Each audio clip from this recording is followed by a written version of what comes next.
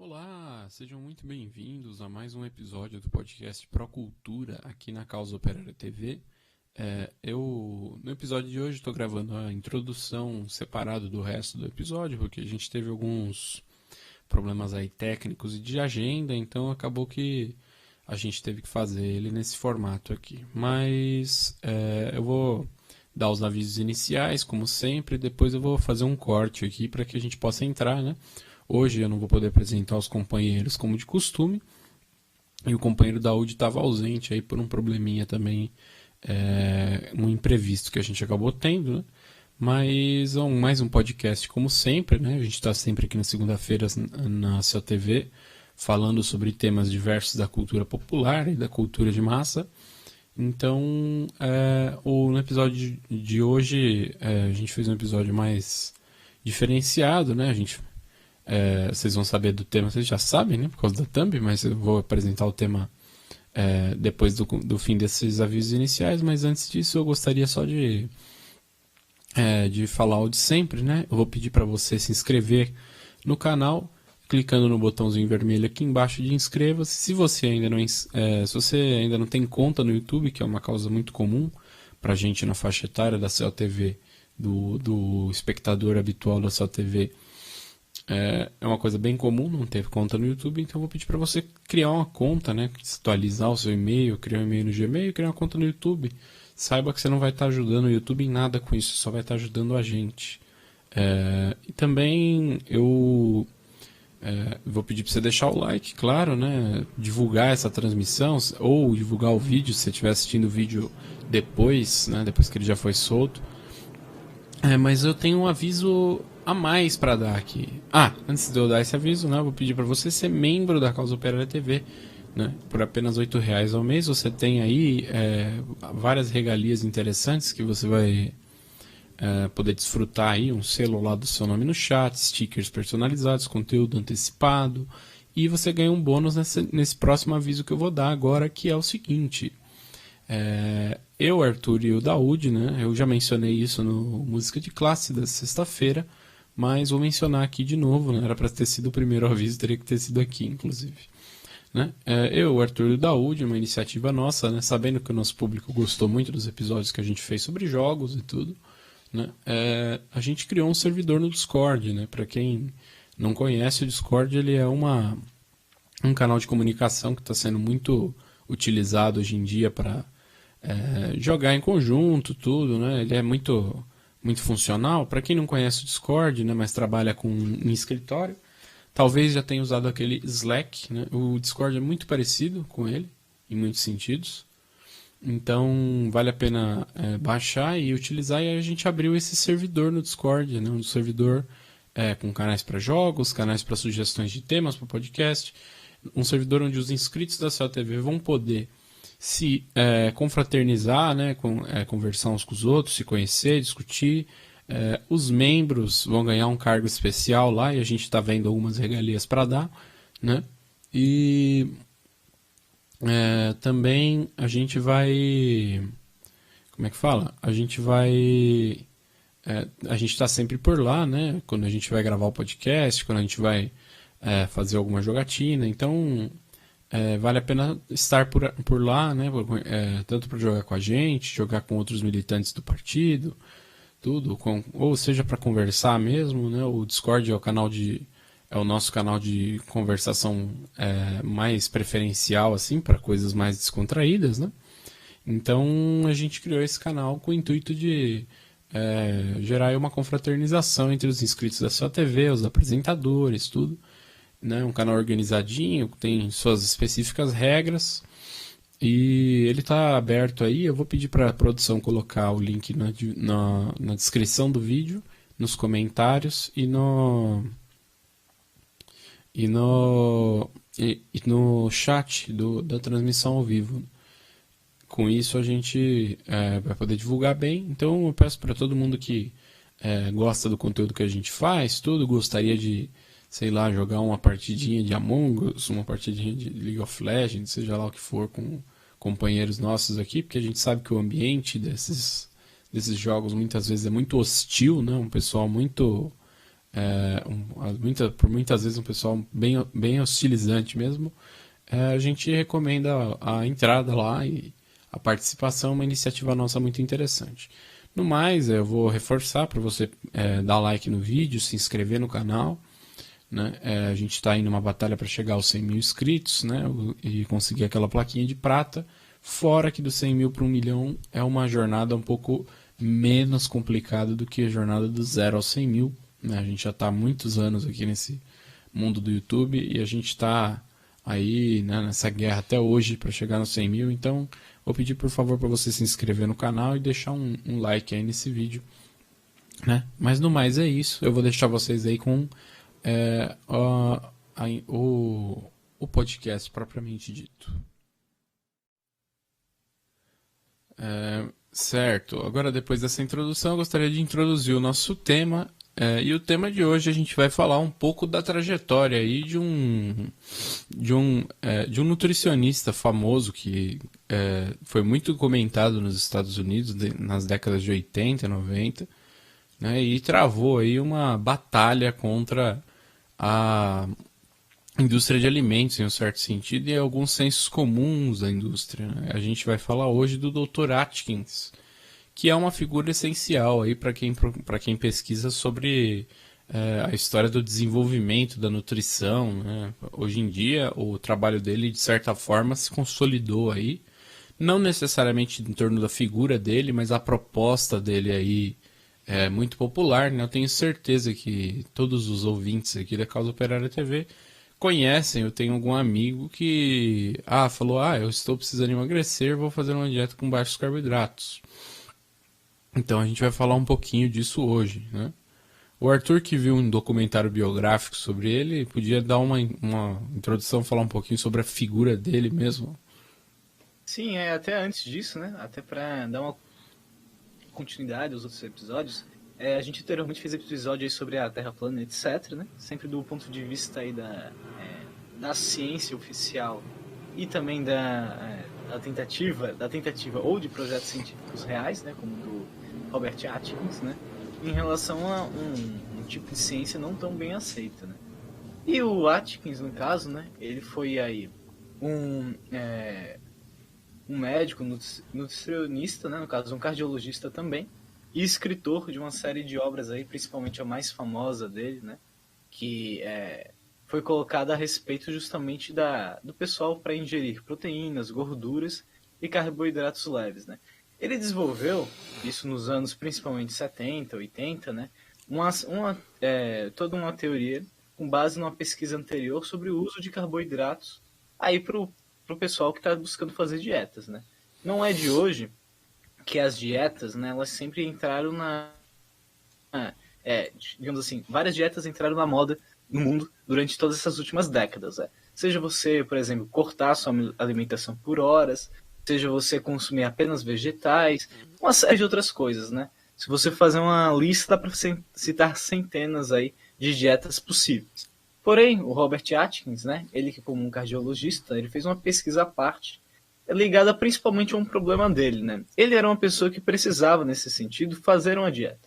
Porém, uma pessoa que, querendo ou não, ele sabia, né, ele do ponto de vista pessoal e também científico, que a maioria das pessoas teria uma dificuldade aí de assumir uma dieta, por exemplo, rigorosa, coisa do tipo, que fosse cortar a alimentação comum, a alimentação tradicional que a gente vê na sociedade atual.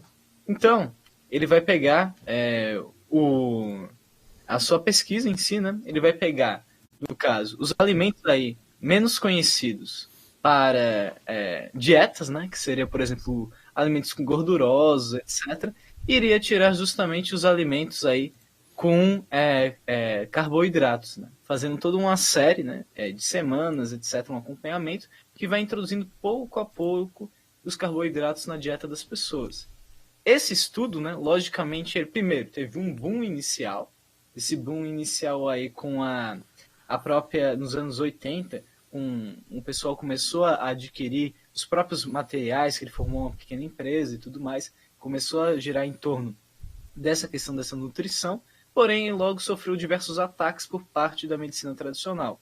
Revistas de ciência da época, revistas aí, da medicina, E além disso, né, inclusive funcionários públicos ligados ao problema de ministérios da saúde e tudo mais atacaram aí o médico, né, Atkins, por ele estar aí, primeiro, fazendo uma pesquisa negligente, sem bases científicas, e que contrariava todo a recomendação anterior e clássica sobre as dietas, né? Isso aí naturalmente rendeu aí fortes ataques ao Robert Atkins, inclusive diversos processos, e ele conseguiu ressurgir aí mais nos anos 90 com a sua empresa, no caso, né? A própria Atkins, com uma série de materiais, inclusive com um livro, né? Um livro dele que fez enorme sucesso. Ele tem 2 livros, né? Inclusive, eu fiquei muito interessado em fazer esse tema porque eu já li o livro dele uma vez. Ele tem 2 livros, um livro publicado nos anos 70, né, que chama A Dieta Revolucionária, do Dr. Atkins, e ele tem um outro livro publicado nos anos 80, se eu não me engano, que é A Nova Dieta Revolucionária, do Dr. Atkins. Esse livro, ele condensa aí uma série de explicações importantes para que a pessoa compreenda a natureza daquele trabalho que ele está fazendo ali, né? Mas eu queria entrar mais a fundo nessa questão do problema do modelo da dieta que ele propôs, né? Porque o pessoal deve estar achando estranho o porquê que a gente está fazendo um programa sobre um cara que formulou uma dieta para as pessoas emagrecerem. Parece uma coisa um pouco fora do nosso espectro, mas quando você trabalha em cima do que aconteceu com ele, tudo, e do que ele estava propondo, você repara que a gente vai cair aqui em uma circunstância parecida até com a do episódio anterior.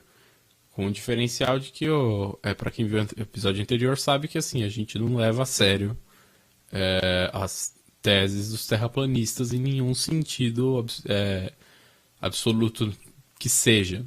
Para nós a Terra não é plana, mas no caso do Dr. Atkins a coisa muda um pouco, porque ele foi aí o pioneiro da proposta de redução de carboidratos, né? O Arthur colocou que as dietas tradicionais, né? Essas dietas elas são você pode colocar que as dietas tradicionais são as chamadas dietas de baixa caloria, né? É um modelo clássico de dieta que leva em consideração uma visão bem simplista aí do organismo humano, né? Se você consumir menos calorias do que você queima, você vai emagrecer. O Atkins ele demonstrou que não é só isso, né? A coisa não se reduz apenas a isso. Fora que ele vai aí trabalhar uma série de questões importantes que as dietas tradicionais não levavam em conta aí por uma série de motivos, né? A dieta que ele propõe ela é um pouco mais radical do que o que a gente tem hoje, né? Eu falei que o pessoal deve conhecer alguém que corta carboidratos, provavelmente, em alguma dieta, né? Mas deve levar o negócio não a um extremo, né? Ele já propunha um modelo de dieta mais rigoroso, né? Que é um modelo de dieta que a gente pode chamar de dieta cetogênica, né? Para ele, o organismo humano no mundo moderno, ele não é muito difícil você controlar a sua ingestão de nutrientes, né, através de uma dieta tradicional. E a pessoa tem que manter essa dieta por um período indefinido de tempo, né, porque não adianta nada, né?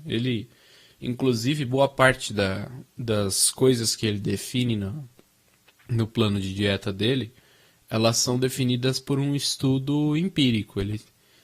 Ele vê que existe o problema e procura uma solução direta para esse problema que existe. Então ele percebe coisas como, por exemplo, efeito sanfona, ele percebe coisas como as pessoas não conseguindo, fora o fato de que as dietas tradicionais elas tinham uma ineficácia ao trabalhar o problema, e nos Estados Unidos o problema da obesidade ele é um problema muito maior do que, por exemplo, aqui no Brasil. A gente fez até uma pesquisinha rápida antes do programa. Aqui no Brasil, se eu não me engano, a gente tem uma taxa acho que de 18 a 20% de obesidade, né, nas pessoas. Nos Estados Unidos, essa taxa é de 40%. Então você tem um país que quase metade da população tem um problema de obesidade. E nesse sentido, é uma epidemia aí que surgiu de obesidade, né? E o Dr. Atkins, ele, seja consciente ou inconscientemente, no livro dele, vai atribuir esse problema da epidemia da obesidade aí à indústria de alimentos, né? Que é uma indústria que, ao se preocupar apenas com o lucro individual da indústria, ela acabou produzindo aí um mercado de alimentos que é altamente nocivo à saúde em uma série de sentidos, né? Então, você vai ter, hoje em dia, a gente tem aí a comida barata, ela é de extrema baixa qualidade. Em geral, a comida que é barata é composta por carboidrato, em geral, carboidratos muito refinados, né? E ele também vai atribuir um pouco, o livro dele, claro, ele direciona a tese dele aos norte-americanos, que são um povo muito peculiar no que diz respeito a hábitos alimentares. Quem já viu sobre cozinha norte-americana vai entender bem que a cozinha norte-americana ela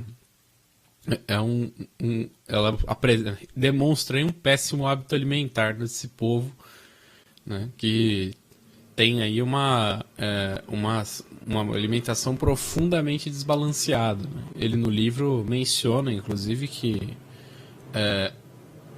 para contra-atacar a tese das calorias, de cortar gorduras, que era uma coisa muito comum na época dele, né? Essas coisas, a onda de alimentos com baixa gordura, ela surge aí, pelo que ele explica, né, nesse período, né?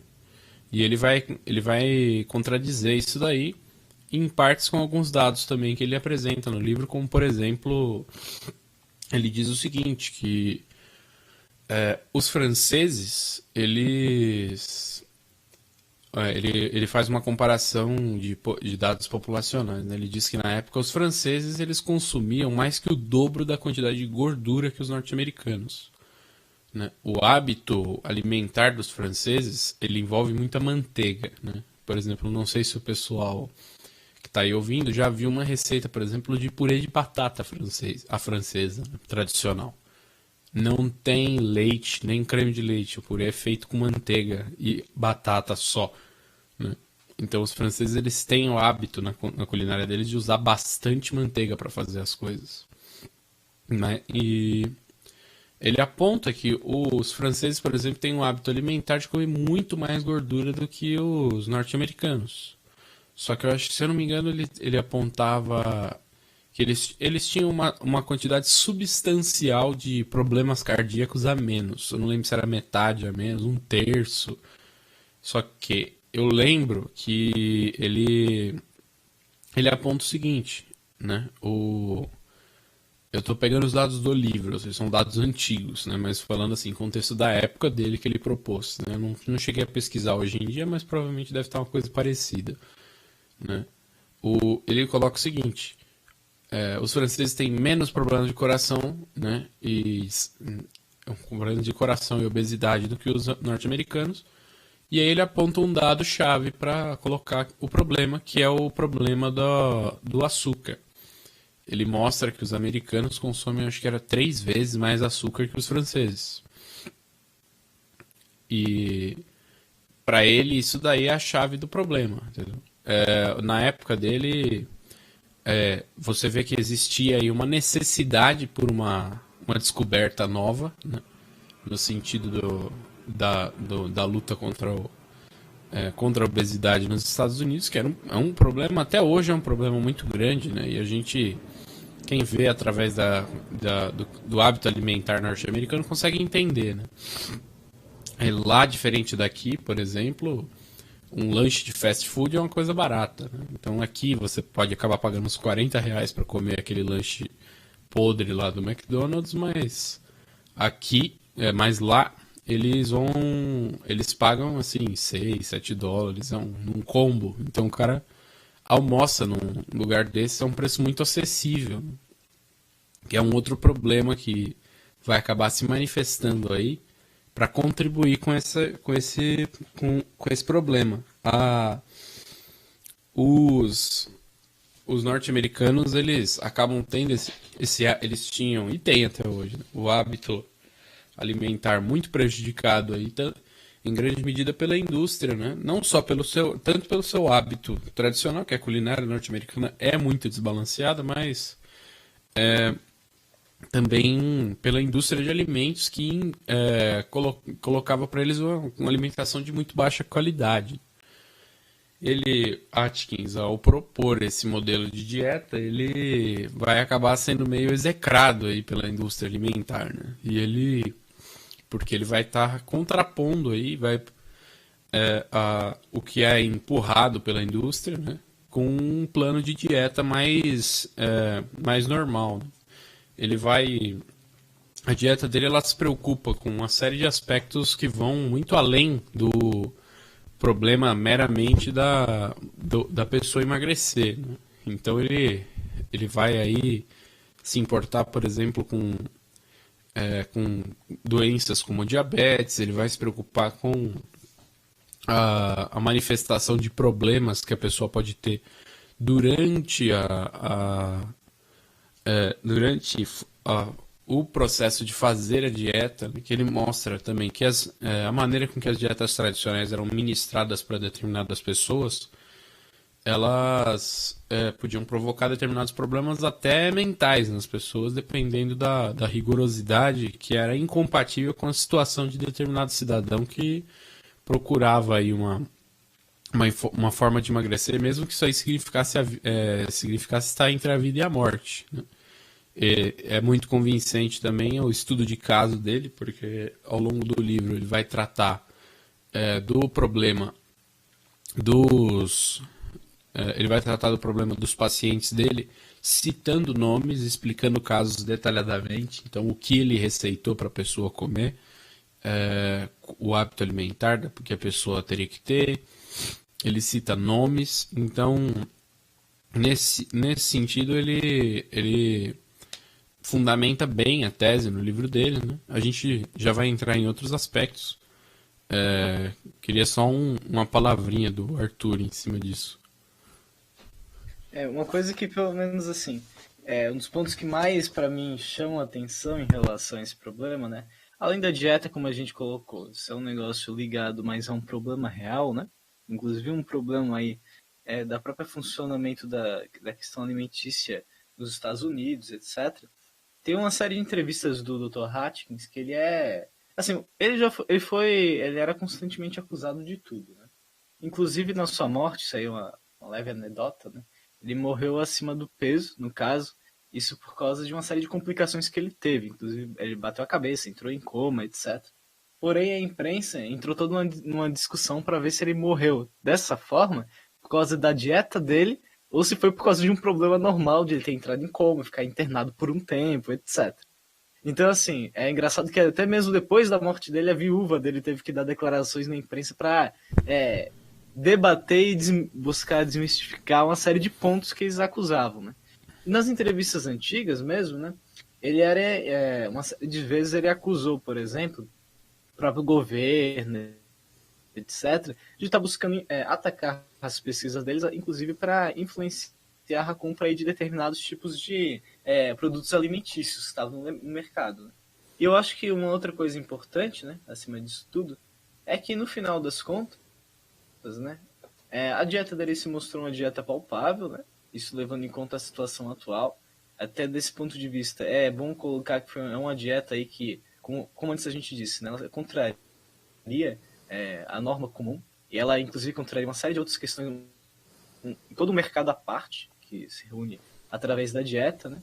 E mesmo hoje em dia, né, eu abri aqui, fui atrás de alguns sites, né, de saúde, do UOL, entre outros, né, e ele sempre buscou colocar aí a dieta Atkins como do seguinte ponto de vista: é eficaz, você perde muito peso, porém não recomendável. Então, mostra que mesmo funciona, mas não recomendo. Porém não. Você não consegue, é simples, porém não recomendo. Ele tem muitas calúnias aí. Esse é um caso mesmo, né? Que ele morreu aí também ele tinha algumas complicações com relação ao coração, mas o cara era cardíaco, que contribui um pouquinho às vezes, eu acho, né? Então, existiu toda uma calúnia em torno dele, né? Ele mesmo ativamente denuncia a indústria de alimentos no livro dele, né? Ele não era uma pessoa muito consciente politicamente, né? Mas você vê que ele está aí cumprindo, né, uma necessidade, né? O mundo que existia em volta dele ele pedia por essa manifestação aí de uma alternativa ao que existia na época, né? Porque o problema da obesidade nos Estados Unidos, como a gente pode ver, ele não se resolveu até hoje, né? O hábito alimentar norte-americano ainda é um lixo, né? E o problema de obesidade nos Estados Unidos ainda é muito grande, né? Então, quando se fala dele, né, dá para perceber que existe aí toda uma rejeição, uma espécie de... como é que posso dizer? Né, ele é um tabu, né, nesse sentido. Né? Tanto que o pessoal não leva a dieta dele como a dieta cetogênica proposta pelo Atkins. Não, a dieta do Atkins, né? Parece assim, um plano pessoal dele, que na realidade não saiu da cabeça dele também. Né? Eu tinha pesquisado que esse modelo de dieta ele é baseado em alguns conceitos que foram descobertos pela medicina e para outras finalidades. Né? Existe aí um mito de que, por exemplo, essa dieta, só antes de dar uma explicação técnica para orientar esse problema, né? Essa dieta ela atua no corpo da pessoa, né? Para quem nunca entendeu como é que funciona uma dieta de baixo carboidrato, ela atua no corpo da pessoa através de um princípio que se chama cetogênese, né? Esse princípio ele é um princípio natural do corpo, né? Que basicamente é uma função emergencial que o corpo do ser humano tem, né? Ela surgiu aí no corpo e ela tinha a função de basicamente a função de queimar gordura, né? O corpo humano ele é acostumado, né? Ele foi feito para utilizar o carboidrato como energia principal. Então, o carboidrato ele é uma energia rápida, né? Então, você come um carboidrato, esse carboidrato aí ele vai se manifestar aí através de glicose e tal, vai ser metabolizado com insulina e vai gerar energia. Esse mecanismo de cetogênese é um mecanismo auxiliar do corpo que existe na ausência do carboidrato. Né? Para o corpo humano, a ausência do carboidrato indica inanição. Então, você acabaria não necessariamente inanição, indica uma necessidade. Então, esse mecanismo ele serve para... Por que ele é auxiliar? Porque ele queima a reserva de gordura do corpo. Né? A reserva energética do corpo ela está nessa gordura que a gente acumula, né? Os homens em especial no abdômen. Né? Então, esse mecanismo ele é um mecanismo auxiliar do corpo, poderia se dizer até emergencial, né? E ele procura explorar esse mecanismo através do estímulo com essa dieta. Né? Então a dieta ela é basicamente uma dieta que procura insinuar para o seu corpo que você estaria passando fome. Né? É a ideia central, porque o seu corpo, achando que você está numa situação de necessidade, ele viria a consumir o seu excesso de gordura corporal, né, como não tem carboidrato disponível para gastar.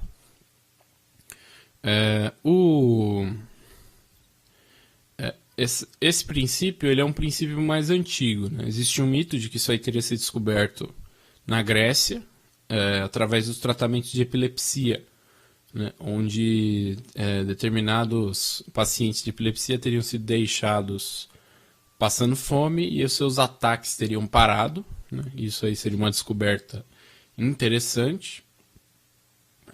E aí isso aí teria sido desenvolvido através de alguns tratamentos em outras instalações médicas séculos depois, né? E esse conhecimento teria sido utilizado pelo Atkins pela situação inversa, né? Nessas instituições médicas teriam desenvolvido esse plano de dieta com o intuito de simular inanição para inibir os ataques epiléticos. E aí se percebeu aí um emagrecimento vertiginoso nos pacientes de epilepsia que tinham essa dieta ministrada a eles, né? O que o Atkins fez não foi inventar um conceito de dieta em nenhum sentido. O que ele fez foi pegar isso daí e adequar em uma série de aspectos a realidade que ele vivia, né? Que o país dele vivia, mas também ele procurou aí desmontar algumas considerações comuns na época, né? De forma a esclarecer alguns problemas. Por exemplo, uma coisa que ele procura listar no livro dele, e ele dá um certo destaque, né? Eu inclusive fui dar uma folheada no livro alguns dias atrás para fazer o podcast.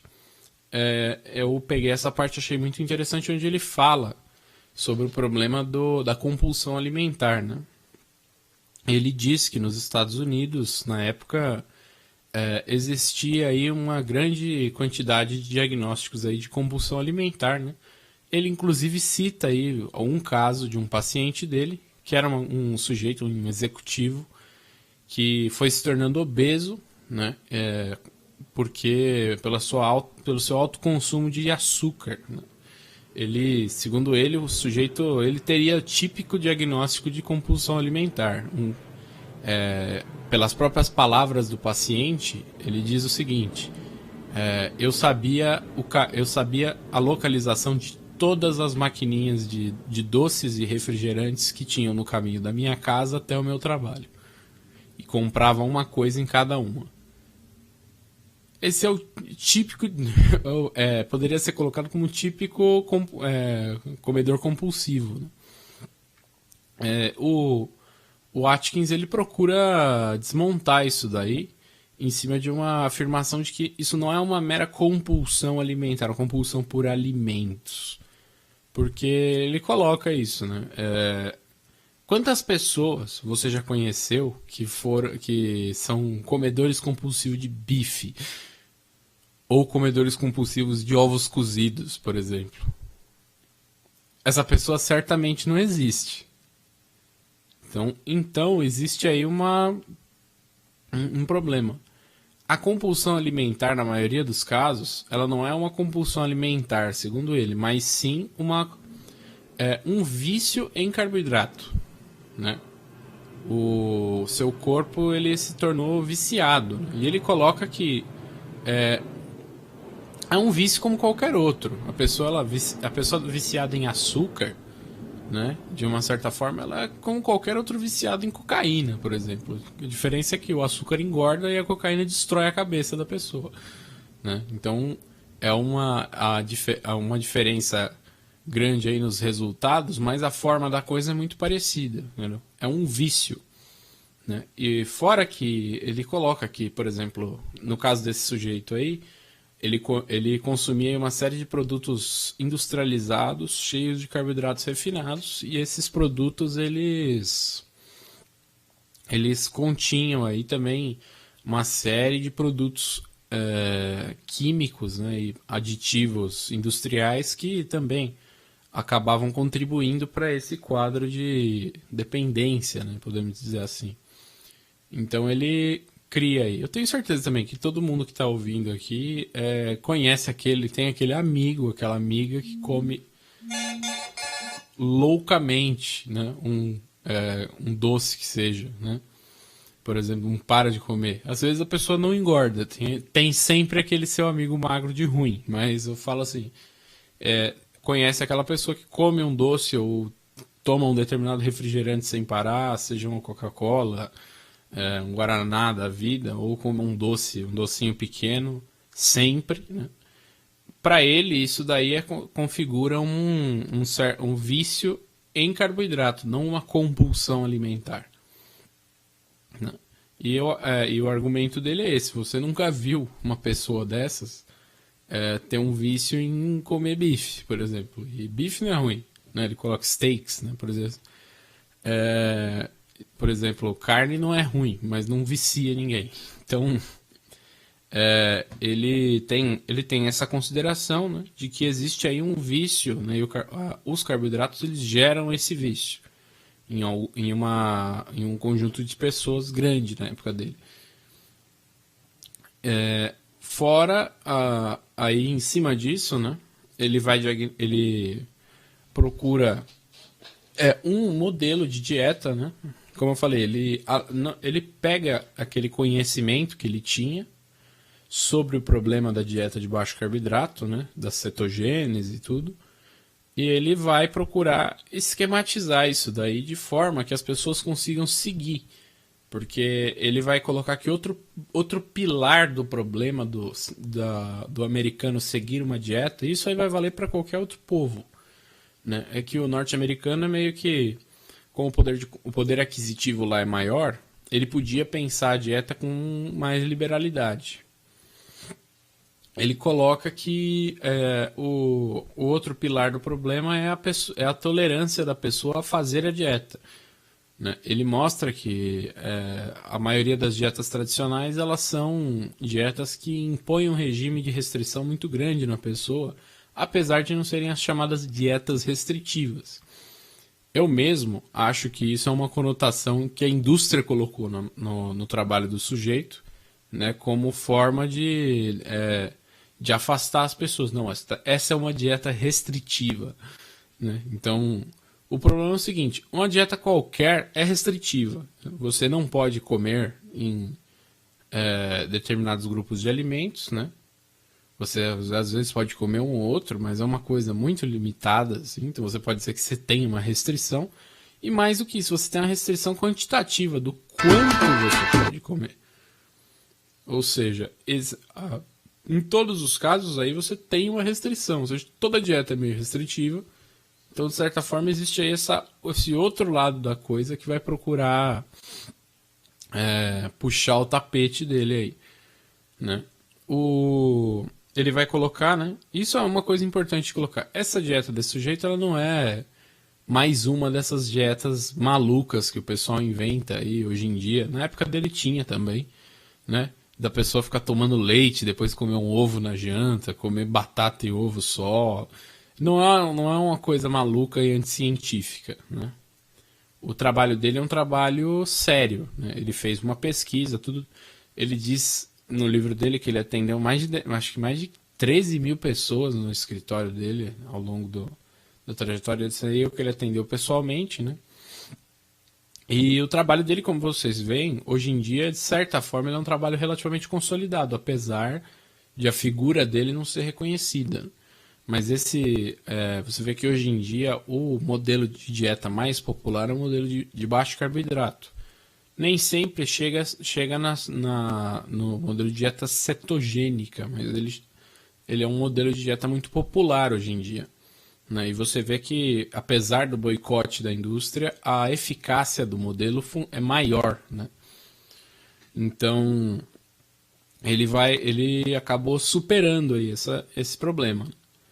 Mas a parte importante também da questão dele, que eu acho que é uma peça-chave da questão, é que ele dividiu a dieta de uma forma que as pessoas conseguissem fazer, né? Para ele, o problema é que as pessoas... a frustração numa dieta tradicional era muito grande, né? E essa frustração aí, ela acabava provocando ela provocava muitas pessoas saírem da dieta, né? Muito frequentemente. E para ele a principal causa dessa frustração era a fome. Uma coisa muito comum para quem já tentou fazer a dieta. Você passa fome muitas vezes, né? E eu não digo assim as pessoas que fazem jejum intermitente, porque fazer jejum intermitente é uma coisa que a pessoa realmente ela precisa estar disciplinada a fazer, mas uma dieta comum em geral, acaba provocando que as pessoas passem fome. Então ele desenvolveu esse plano de forma que as pessoas não passem fome, né? O plano dele, inclusive, está na capa do livro, a capa do livro está aí na thumb, quem quiser dar uma olhada, né? ele fala no hunger, weight loss, né? Então ele fala sem fome com perda de peso. Porque é uma das causas centrais do problema. Para ele, esse problema de você ficar passando fome, e ainda mais, ficar passando fome comendo coisas que você não quer comer, que ele coloca que é um combo um pouco desagradável demais, isso aí vai provocar uma série de problemas, inclusive o que ele chama aí de DRP, né? Diet Related Problems, problemas relacionados com a dieta, né? Então ele coloca que se submeter a essa condição de passar fome comendo algo que você não quer, muitas vezes, até, por exemplo, no caso de uma pessoa normal, isso já é muito desagradável, muito. Mas para uma pessoa que, por exemplo, no caso dele, é obesa e tem um problema de vício em carboidrato, ou seja, a pessoa não está só tendo que combater o próprio instinto interno, mas também um vício que ela desenvolveu, isso daí acaba desencadeando, por exemplo, sintomas de abstinência forte, assim, como se você tivesse tirando droga de uma pessoa que toma droga, né? Então ele fala que isso aí pode desenvolver depressão, ansiedade, problemas aí, até problemas físicos, de anemia, problemas de hipoglicemia, e problemas psicológicos às vezes até mais profundos, né, por conta desse regime de privação extrema, que também, somado com o fato de que ele não é eficaz na maioria das pessoas, é uma combinação matadora aí para a pessoa, né? Então ele procura combater isso daí através da fórmula dele de não limitar a quantidade do que você vai comer, né? Claro, ele no livro esclarece, né? Ele coloca que ele tem uma seção onde ele fala que se para você isso aqui não está sendo eficiente, né? Não está sendo eficaz, ele diz lá um negócio e fala: é o caso de você comer um pouco menos. Talvez você esteja comendo demais. E ele explica que não ter fome não significa estar cheio, mas sim significa saciar um ímpeto interior, que é uma característica, é um problema aí, uma confusão comum, né? E ele coloca isso no livro. O livro tem uma série de coisas. Eu acho o seguinte, até para quem não pretende fazer uma dieta desse tipo, vale a pena para a pessoa ler esse livro mesmo e conhecer isso daí, porque lá ele vai procurar esclarecer uma série de problemas sobre hábitos alimentares, né? Ele procura aí combater alguns mitos dietéticos que surgiram no tempo dele, que de certa forma prevalecem até hoje. Ele esclarece uma série de coisas sobre a diabetes, que inclusive essa dieta é um tratamento muito eficaz para diabetes, né? Porque ela reduz muito a necessidade de produção de insulina, né? Então a pessoa que tem diabetes tanto tipo 2 quanto tipo 1 se beneficia, por exemplo, né? Ela ficou muito popular também por conta como você consome muita proteína, né? Uma modificação dessa dieta ficou popular entre as pessoas que que procuram hipertrofia em academias. E é uma coisa que prevaleceu, né? Ele é uma dieta que dura para a vida toda, né? Ele procura sistematizar a dieta de forma que ela dure para a vida toda da pessoa. Então, ela se divide em fases, né? Uma fase de indução, uma fase de emagrecimento, uma fase de preparação de manutenção e uma fase de manutenção, né? Durante a fase de preparação para manutenção, você descobre o limite de carboidrato que você consegue comer sem tirar o seu corpo da cetogênese. Ele ensina lá. É uma coisa um pouco subjetiva, que você precisa ir testando. Então, justamente, ele tem a fase da preparação para que a pessoa consiga achar o limite dela, né? E aí ele coloca que tem pessoas que vão ter limites de 30 gramas por dia. Tem gente que vai ter limite de 90, de 110 gramas e não vai sair. Então, varia bastante, né? Mas eu acho que é um mundo interessante para se pesquisar, mesmo que você não vá fazer uma dieta, mas para compreender um pouco. Por exemplo, o livro dele, ele vai desmascarar algumas coisas que a indústria alimentícia faz. Esse mundo mesmo das dietas, ele é meio que um negócio meio mafioso, como a gente viu. O Atkins ele foi perseguido assim implacavelmente pela indústria de alimentos, mas também pela comunidade científica dele, né? Essa comunidade científica que a gente no último episódio colocou, que está em um profundo descrédito aí com determinadas coisas, tanto que tem maluco que nem os terraplanistas que surgem aí se apoiando em cima desse problema de que essa comunidade científica está muito desacreditada, desmoralizada, né? Esses caras, de certa forma, eles estavam aí mancomunados também contra ele, né? Então, você vê aí que é um negócio meio contra tudo e contra todos o trabalho dele, mas é um trabalho interessante, né? Ele faz uma denúncia, mesmo que por muitas vezes não consciente, a denúncia muito contundente da indústria de alimentos, né? E é um trabalho que ele faz muito interessante sobre o problema da obesidade que durante o capitalismo aí se tornou em muitos sentidos, se tornou um problema sério nos Estados Unidos, é um problema seríssimo. E ele só vai pecar aí, é claro, nisso a gente não pode ser sectário e exigir que o cara fizesse isso, mas ele não entende a natureza que o problema é um problema maior do que meramente fazer uma dieta, né? Esse problema da obesidade e alguns outros problemas, como por exemplo do diabetes, né? Eles não vão ser resolvidos simplesmente pela formulação de um plano de dieta, mas sim eles seriam resolvidos aí através de uma verdadeira revolução nessa indústria aí, que teria que ter aí os seus capitalistas mandados embora aí, seja lá o que for, e dominada aí pelo interesse do povo, que não quer morrer comendo. Não é um problema de morrer de fome. Tem muita gente que morre de fome, também por culpa da indústria de alimentos. Mas tem muita gente que morre comendo, né? Que é um outro problema um pouco absurdo no mundo, que tem gente morrendo de fome, gente morrer comendo, né?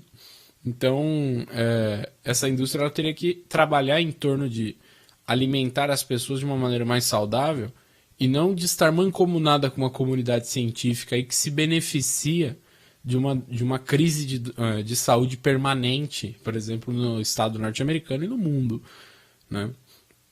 Então, é um trabalho muito interessante desse cara, uma coisa bem curiosa que ele tenha conseguido se manifestar dessa maneira, através do livro dele, né? Ele atendeu muita gente no escritório dele, a dieta dele existe até hoje, como a gente colocou, num esquema meio underground, assim, mas é um trabalho importante aí que vocês veem que dá frutos até hoje. Até planos de dieta oficiais hoje em dia admitem que sim, existe uma necessidade de cortar os carboidratos, né? Então é um trabalho interessante. Aqui não deu para entrar no mérito, por exemplo, das variações da dieta dele, que muitas vezes são ou muito comerciais, como é o caso da dieta do Dr. Duncan, como também muito sectárias, né? Como é o caso da dieta paleolítica, que é uma dieta profundamente sectária. Mas elas, ainda que comerciais ou sectárias e deturpações do trabalho original do sujeito, elas têm um certo grau de efetividade porque elas estão aí baseadas num conceito que de fato funciona, né?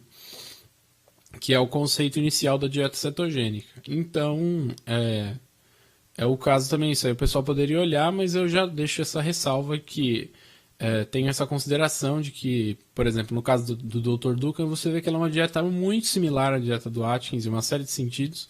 Ela só é uma formulação mais comercial da dieta do Atkins. Enquanto a dieta paleolítica ela também tem tem muitas coisas similares, mas ela segue aí um preceito absoluto e sectário do problema do homem paleolítico, né? Então, e aí ela acaba modificando a estrutura original que o Atkins formulou, né? E aí fica de critério da pessoa de achar que aquilo lá vai ou não vai fazer bem, né? Então, Bem, mas fica aí a indicação. Eu recomendo o pessoal ler o livro dele, mesmo que não tenha interesse. É baratinho, eu achei na estante virtual. Vocês encontram esse livro por uns R$ 5, assim. Você vê que ninguém tá dando nenhum centavo pelo negócio, apesar de ser o livro ser uma mina de ouro de conhecimento em muitos sentidos, até para descobrir um pouco sobre problemas de saúde, como diabetes, obesidade e entre outras coisas, né? É uma educação sobre a própria saúde muito interessante. Não sei se o Arthur tem alguma consideração final aí. Bom, como toque final, né? Assim, a gente sempre faz algumas recomendações, geralmente no final do nosso programa.